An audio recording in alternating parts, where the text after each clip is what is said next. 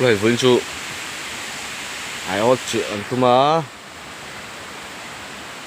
nào rồi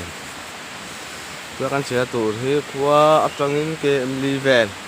em mà xem liệt thế cần tất cả đây cần chuyện là tụ lường nghĩa ta hi lung ro tan lấy này hiện to khóc nó cả số này còn lâu cả mà cả lá thì hiện thì tập tụ kêu đôi nè cần cao lằng các lồn đá sao vậy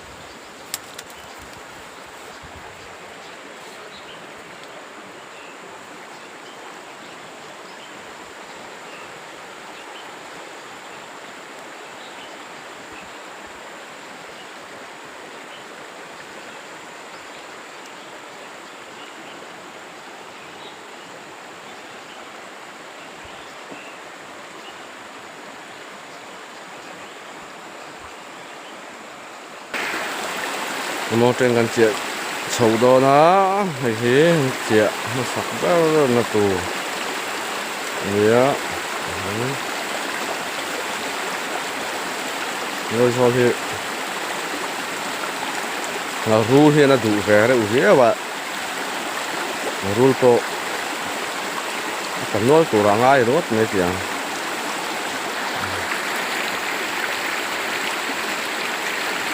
nào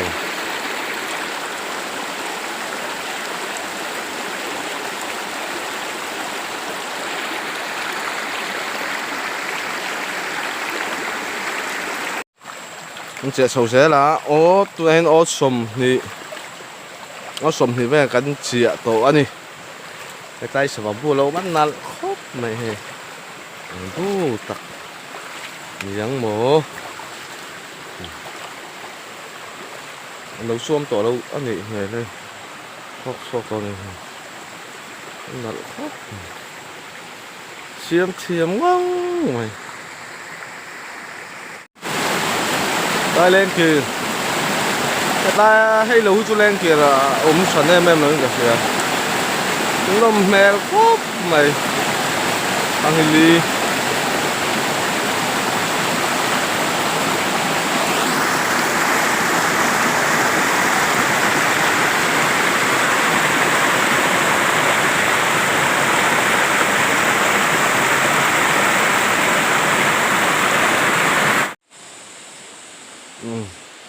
bây giờ ông ấy khát nóm Aiawt cần chiah anh yên tồn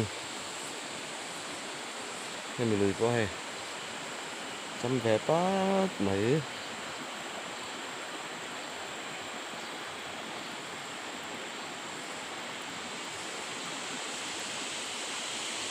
thế nào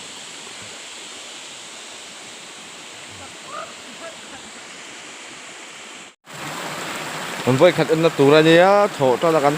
chiah kha nhé vì này lại thổ trần đang nó đây em trần là nghe bạc hạt chút là vẽ đi ô thì đã thara mô có thì cả như thế ô thì nó thara thì kìa ate hau hi kan man ngai lo kan la ngai lo khoya ate halu ti rang wak te cái hau hi cái hau rồi ông hi cái hau rồi hau ông cô cái hau rồi hau ông hi kan la ngai lo cái hau hi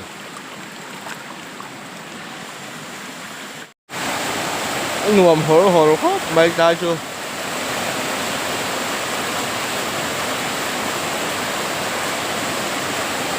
mà chuan hemi anh chun lu na li tak ke ôm chân bên lên mà hay tu của mẹ at ngộ che dầu vét mày kan tol kha thuyền ta trang hiam sa trang hiam kan tol kha nuam thei ra plak tai an mà sẽ này tu an chuan lâu pon em to ni hi chuam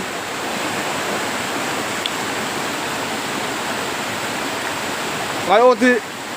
Tiyan kan chiah pa kan en pa hian kan chiah pa le seu ti hian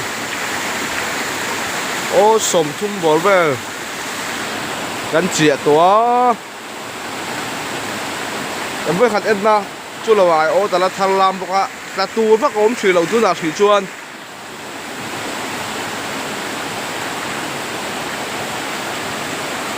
tham to mo ngang mai he tham sang về đâu riếu thì mày cần lôn sầu lôn tại nha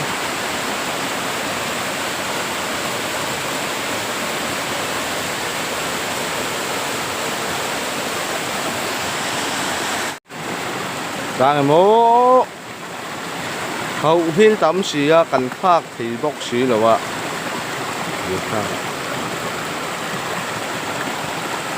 lại em đều có buồn quá thôi ạ rồi thì làm súng súng tệ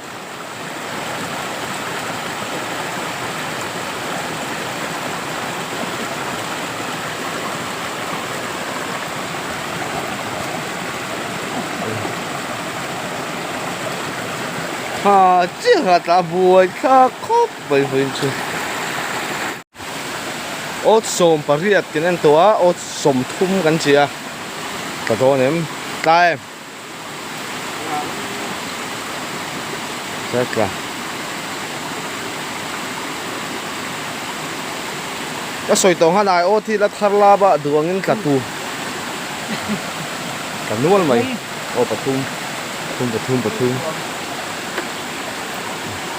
à té hôi gan chùa sẽ gan tị ha cái chuột té hôi gan là ngay lâu ra rồi cái tu thế bộ thì nó cùng lại sáp phiền ăn chia sẻ là đi gan xem á họ sắm thum gan chia thì ra thì ta ai cho dầu đó này họ sắm thum mà ta ăn cho sắm riết ngà về hai sắm riết để bằng ngang các chiếu tiếng rôn sẽ cho hậu cái sắm riết để bằng ngang đá này